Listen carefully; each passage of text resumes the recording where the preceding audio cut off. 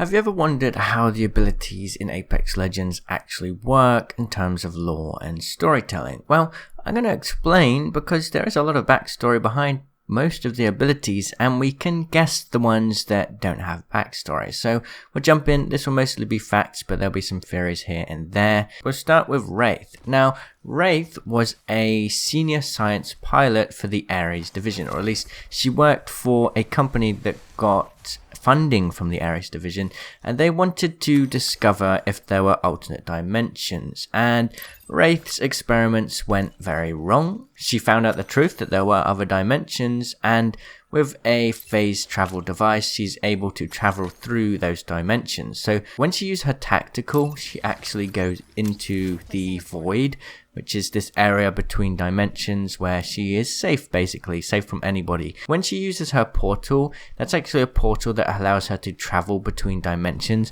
In the game, actually, it's just traveling between two locations in the same dimension, which is a bit weird, but lore-wise, she uses that to travel between dimensions. When she has her passive activate, that's actually other wraiths from other dimensions traveling by her dimension and seeing her in the void and shouting out that someone's about to shoot her. If you watch the Void Walker cinematic, you'll learn a lot more about this. Next, we'll talk about Octane. Now, Octane is an adrenaline junkie, and he loves to do crazy things for his fans online, and it went a bit too far when he tried to run the gauntlet in real life, and he lost his legs after seeing a virtual gauntlet run online where somebody used grenades to get themselves faster. So he lost his legs, and to get them back, he kind of blackmailed Lifeline into creating a set of new mechanical legs for him. Octane still kind of realized that he needed to stop the whole nade boosting thing, and that's where the origin of the jump pad came from. So it's like, you know, his need for adrenaline. Octane's stim is actually basically like an adrenaline shot, something that lots of pilots use in Titanfall. But because Octane takes it so much and he literally drinks it, it damages him a little bit. But the adrenaline shot helps to regenerate your body fast, so that's how his passive works. And he actually has a dialysis machine on his body attached to him that helps to filter through all the stim because he takes it so much. So yeah, he's pretty into this whole stim thing, let's just say that. Next we have Watson. She is the daughter of the lead electrical engineer of the Apex games. Her father did pass away, but she spent all of her life learning about electricity, so her electric fences, her electric ult, which is basically a glorified trophy system, is pretty much just based on her electrical engineering skills. And her passive, I guess it makes sense, she can overcharge the ultimate accelerant item, but that doesn't really make sense in the lore anyway. I don't know how that fits into the lore. And with the ultimate being able to charge shields, I guess we can say that these shields use some kind of electrical energy to absorb bullets, so being able to overcharge them makes sense in that capacity. So yeah, it's a pretty self-explanatory thing. Now Crypto, he is a hacker who is really smart, and he created his own drone that could be used for all sorts of purposes. Now he has this special puzzle cube thing that is used to control the drone, and only he knows how to open this, so only he can take control of his drone. He's also cybernetically enhanced. He's probably spent a lot of time kind of building himself up, and that allows him to connect with the drone and see the locations of any enemies that the drone points out. And the EMP is pretty straightforward. I mean, it's just an electrical EMP which damages shields. Once again, another point at the shields being electrical in some way, and you know, it disables abilities too. Now, next we have Revenant. I'm not really sure about Revenant's abilities, and lore-wise we kind of have to make some guesses because his kit's a bit strange. I don't really know how the silence ability works, the tactical.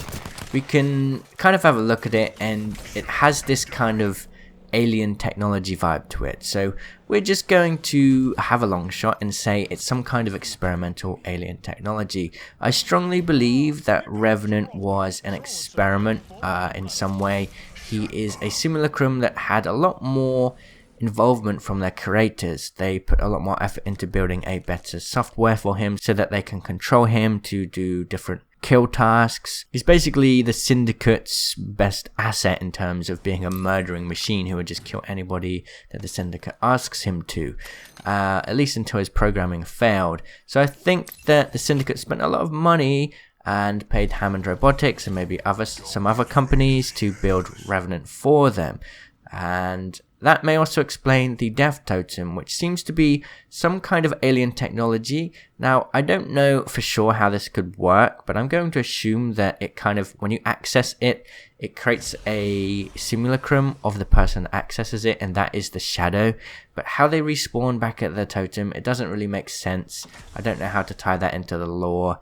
I don't know if we'll ever get an answer for that, but that is just my guess, and obviously there's a lot of holes in this theory, but yeah, that's my guess. Next we have Bloodhound. Now, Bloodhound may seem like this mysterious person with a lot of kind of mythical origins, but a lot of Bloodhound's kit, in fact all of Bloodhound's kit, is relying on some kind of technology. So in a way, I think Bloodhound is sort of like kind of faking who they are a little bit. I don't know. I hope that we'll see more about Bloodhound's lore soon, but either way, the tactical, the ultimate, and the passive all use this kind of thing that's attached to Bloodhound's wrist, so it just seems to be some kind of technology that Bloodhound has developed. Next we have Gibraltar. Now, Gibraltar is a legend that came into the Apex games to kind of keep their friends safe, so he has a number of abilities that do that. Obviously the Dome Shield and the Gun Shield are just kind of electrical energy that creates shields. Very, very straightforward. It makes sense. Now, one thing that doesn't make sense is Gibraltar has an ultimate where he literally throws in an orbital strike. How does that work? Well, we know that Gibraltar is associated with Saras,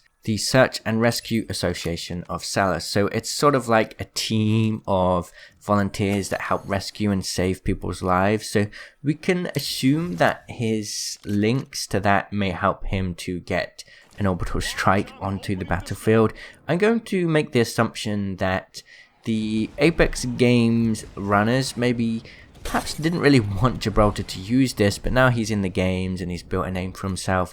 They kind of just let it slide a little bit. I mean, yeah, so I think that his association with Saras has helped him get this ability. Now, what about Lifeline? Lifeline is a combat medic, and she's part of the Frontier Corps, which is a humanitarian organization that helps communities in the frontier. So we can assume she has some leads back to them that may help with dropping the airdrop in the game. Once again, it's one of those abilities that kind of calls on an outside organization to help her. She also has the drone, which is, you know, I mean, it's just like a medical drone. It's pretty straightforward.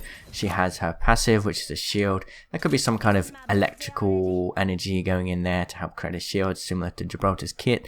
Even though they have similar kits and similar abilities in some ways, she is from the Frontier Corps and Gibraltar is from Saras. Both are humanitarian organizations, but they are different. Next, we have Pathfinder. Now, Pathfinder is a Marvin unit, which is a robot that Hammond Robotics created to essentially take out tasks to help humanity. Those tasks can be very simple, very basic, but Pathfinder has been upgraded with Zip Tech. Now, this is the ability to survey areas, create zip lines, grapple up areas, and these kind of Marvin units were created, or Pathfinders were created to get up mountains and clear terrain.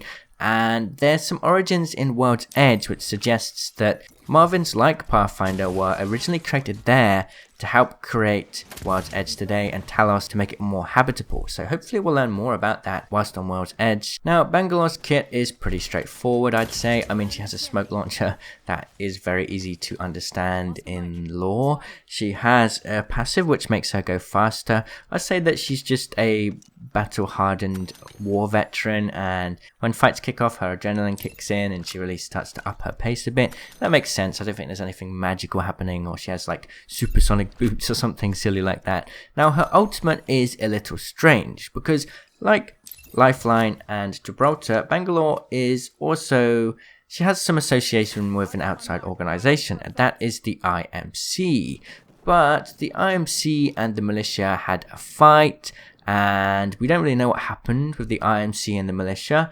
And Bangalore's backstory suggests that she's stuck in the Apex games trying to earn money to get her way back to her IMC home base. But if that was her real goal, then how does she have an airstrike? We could say that, oh, she has contacts with someone at IMC and they're dropping in the airstrike for her. But if that was the case, then why doesn't she just get to that IMC contact and get back home?